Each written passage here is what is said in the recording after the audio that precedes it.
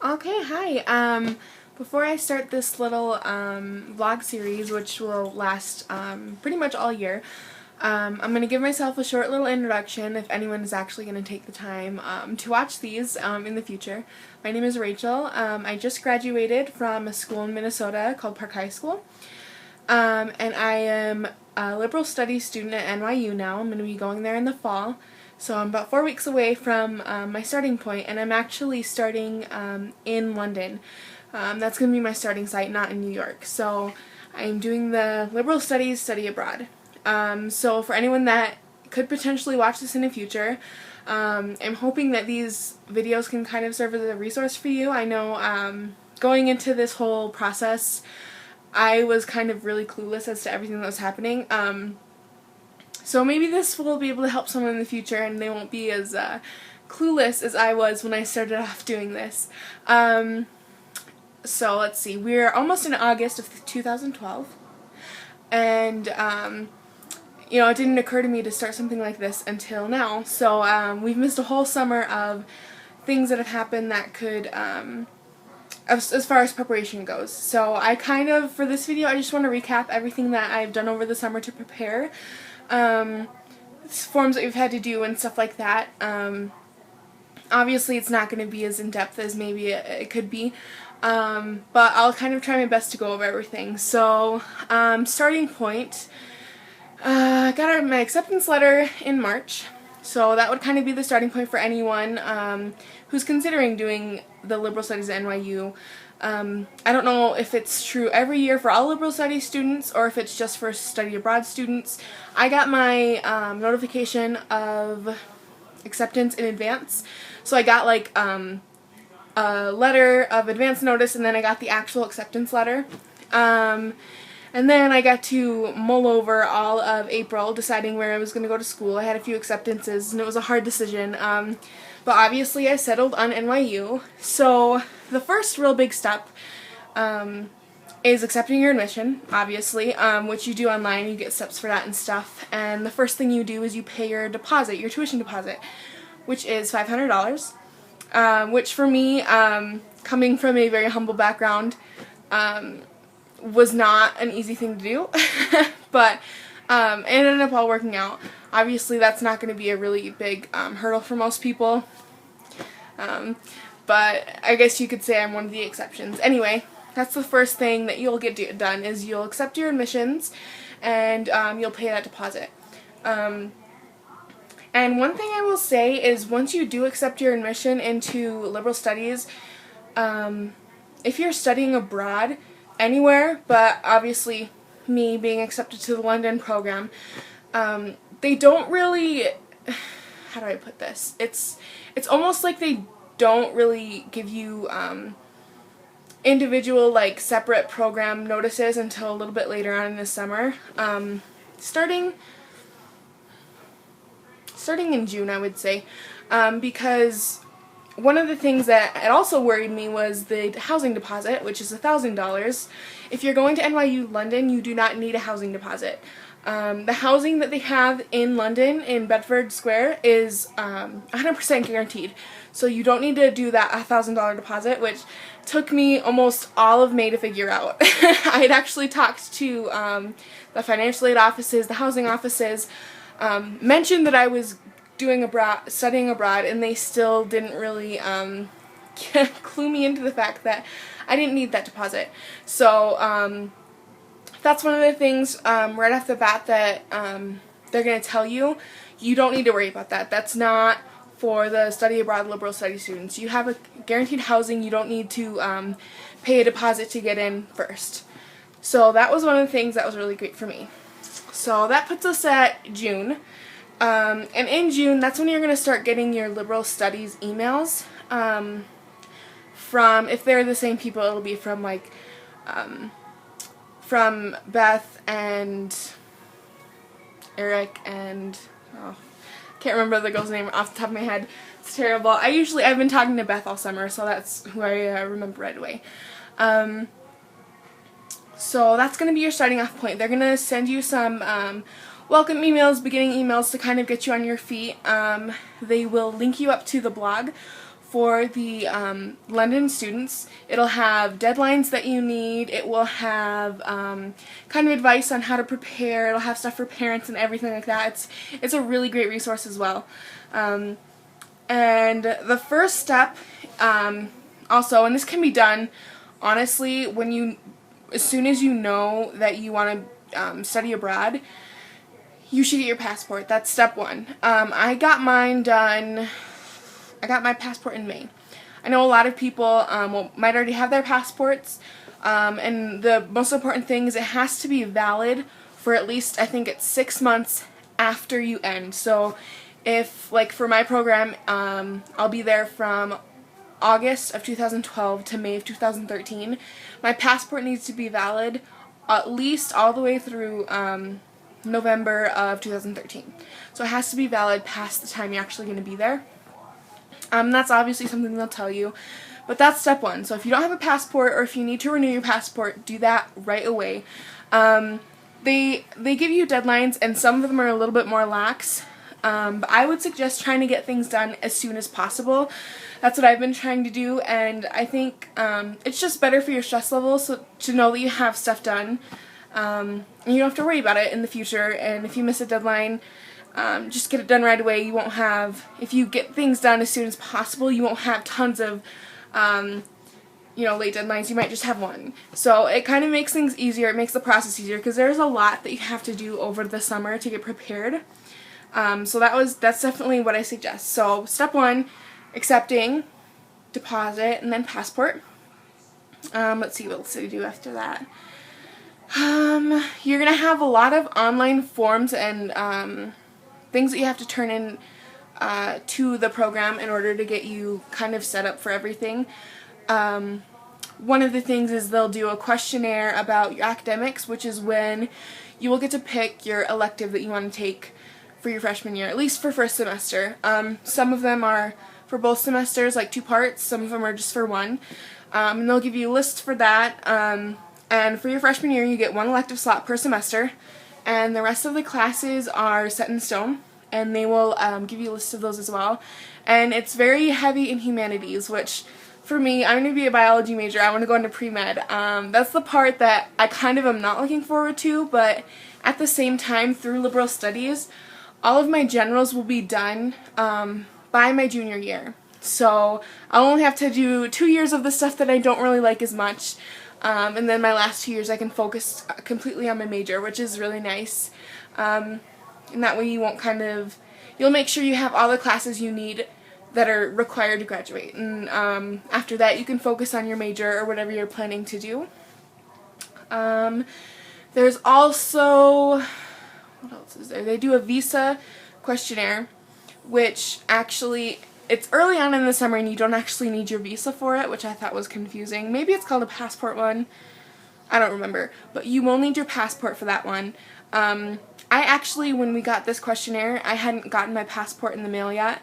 So that was one of the things where if you ever have something come up like that, they will work with you and help you to where you get things done on time, and you can communicate with your advisors to make sure you get everything done in a timely manner, I guess.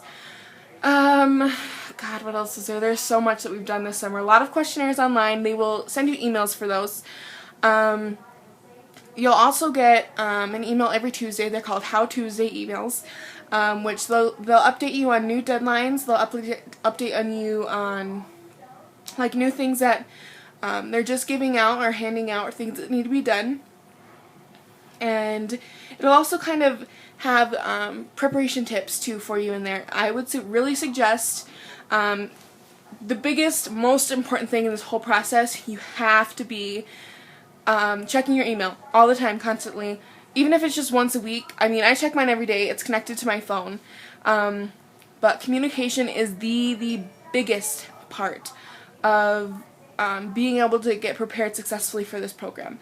So if you're not a big avid email user, you need to become one in order to do this program really efficiently and kind of feel like you're on track. Because those emails really, seriously, super, super helpful for a lot of things that I never even considered or knew about. They will have them there for you, resources for you to read and look at and stuff like that. So those are really important as well. And then right around July, you're going to be able to be in line for getting your visa, your student visa. And the student visas are Tier 4 visas, which allow you to study and also work only part-time while you're abroad. And I think the work limit is you cannot work over 20 hours a week. And me personally, I'm not sure if I'm going to be able to even find a job while I'm there, being that the economy in London is not the greatest right now, and they're kind of looking for workers that are either more long-term or trying to employ people that already live there or are going to be there for longer. So we'll kind of see how that goes in the future. Obviously, that's going to be something I talk about in my whole year of vlogs going on. So that's what the Tier 4 visa is. And another thing that I never really looked into visas. I knew I would need one. You need to be aware of the expenses for it. The fees for the visa, I paid, let's see, a little under $470. That's about the fee to get a Tier 4 visa in the United States. And I think in most low-risk countries, that's about what it is. Or maybe that's a fee for all of them. I'm not sure. I know I'm in the U.S., so obviously that's how much it was for me. And there's also, there's an option to expedite it, which is a $100 fee if you're in New York, or $150 if you're mailing it in, which I mailed it in. I didn't get mine expedited. And the process is really long. There's a really long application. There's even part of the application that can be so tricky to fill out that your advisors will give you a practice form to fill it out. And I would suggest doing that. I did that. It was very helpful. It kind of walks you through step by step of what you need to know and what you need to fill out and what you need to leave out. So that's the visa. There is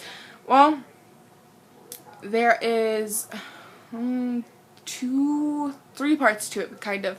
If you're in a low-risk country, there's a lot less you have to do. And on the visa website that they give you, it will tell you which countries are low risk, which United States is one of them. And all I had to mail in was I had to do an online application, and you have to print it out. You do an Appendix 8 form. You do your biometric appointment where they fingerprint you. And then I had to send in my passport.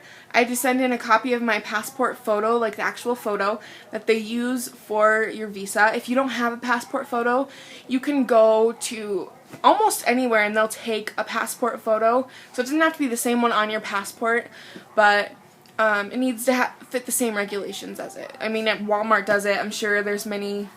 I know there's where I'm at now, there's a little photography shop that does them. I mean, there's a lot of places that do them, so I wouldn't be too worried about that. I know some post offices do them too. And what else did I have to send? I think that was it. Appendix 8, application, passport, photos. I feel like I'm missing something. Biometric sheet, my biometric sheet. And that application, that's going to be something that you're going to want to start early. The process for me actually took about a month. I started my online application right at the beginning of July, and then I waited to get money to pay for my application, and then I set my biometrics appointment, went and did that, and it took about a month to get through. Well, maybe not a month. Maybe my process is more like 2 or 3 weeks.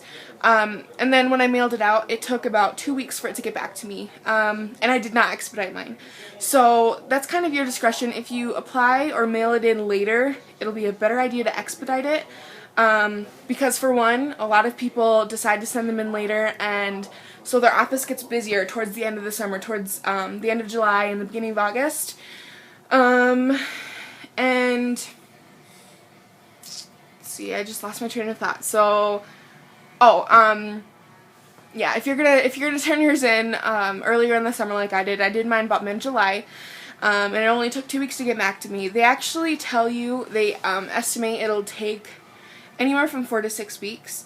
I gave myself 8 weeks basically, or 7 weeks, I'm sorry, 7-week time period from the time I mailed it off. So that way I would have a little bit of leeway time, and I still got mine back within like 2 or 3 weeks without expediting. So that's kind of based on your time frame, based on just your own discretion, whatever you feel more comfortable with. If you feel more comfortable paying the extra money to get it quicker, that's fine too. So yeah, that's just kind of situational. Let's see what else has happened this summer. Oh, welcome packets. You're going to get your welcome packets sometime in June. We were supposed to get ours, I think the first week of June. We didn't end up getting ours till almost the end of June. So they were a little bit late with that. And you'll notice that they miss deadlines a lot too. So don't feel bad if you do, because there's been a lot of things that we've gotten late. But anyway, your welcome packets will come with like a t-shirt, and then you'll get this big packet of like paperwork and information. It'll have a sheet in there suggesting where to get your flights from, and that was a helpful one for me. I actually went on to the very first one that they list. It's studentuniverse.com, I think, and you get not a huge discount for being a student, but I think I saved about $150 on my plane ticket, which, I mean, every cent counts for me anyway. But I mean, this just gives you advice on plane tickets, what to pack. You'll have a little health packet where you have to fill out some paperwork as well, that you have to mail in by August 15th, which I'm still doing actually. I just got my immunizations, and I am mailing that in this week. So I just had to go get my form filled out by my doctor. What else does it come with? It comes with the packing stuff. It comes with, it'll have your CAS sheet, which you'll need for your visa. And it'll basically, it's like a confirmation of acceptance of studies is what CAS stands for. It'll have your CAS number on it. It'll have all of your information, your class information, your tuition information, stuff like that. And that's another thing you have to send in with your visa application. That's what I was forgetting. So that's another thing that's really important, but it comes with a lot of information that's really useful. I keep my packet right next to my bed, and it has a checklist on there of everything you need to get done in the summer, and it's been another really great resource. Even if you didn't go online and do half of the stuff that they give you there, just your welcome packet alone is really, really helpful. So that's another thing. What else is there? Welcome packet, visa, passport. About halfway through the summer, I don't know if they're going to do this every year. We got a summer reading list. Which, yeah, I know summer work kind of sucks. But just another thing to be aware of. You could be getting summer work, and that's one of the things I've been, reading all summer since we got it. I'll probably kind of skim over them again on my flight, because I think, honestly, the point of it is kind of to have a topic of discussion for the orientation in London. I'm not sure if we're actually going to do anything with them, like, academically. I'm not really sure yet, but it's just something to think about. Another thing to think about is we actually just got an email last week, that we will be getting a summer assignment, and we actually already have to purchase one of our textbooks as an ebook. So you will have a little bit more work on top of just preparing, so that's something to be aware of as well. What else is there?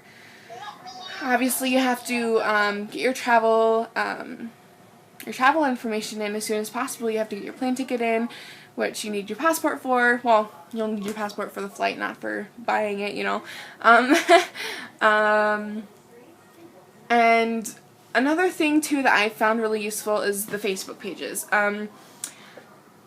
Namely because you get to kind of interact with some of the kids that are going to be going into the program with you.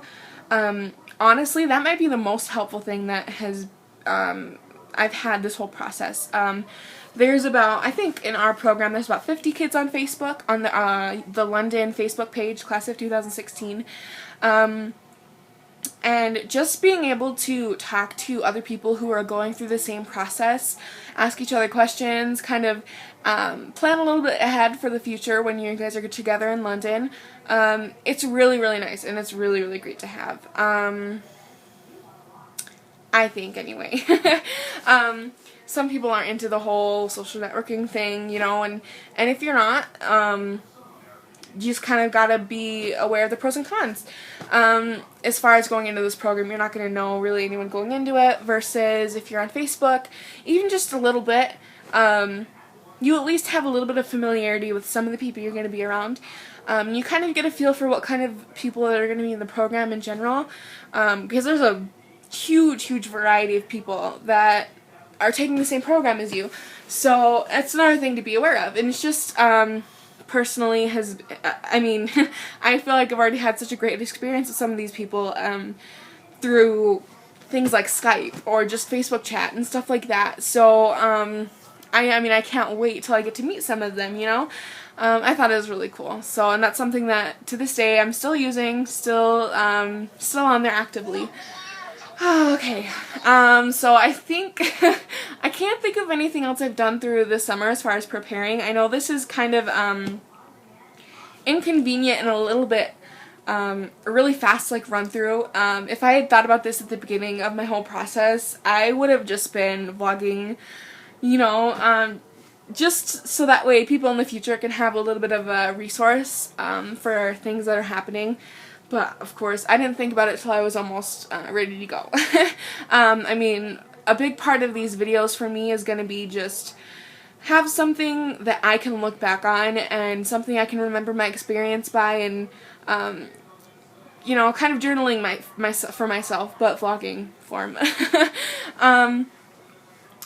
But I also, like I said at the beginning, and like I have on my channel, I do, in the future, want to have, if I have the opportunity to help someone, even if it's just one person, kind of prepare a little bit more, that's great too. So anyway, I think for now this is good. Like I said, this video was just kind of a jumping off point, and recapping everything that I've been through this summer.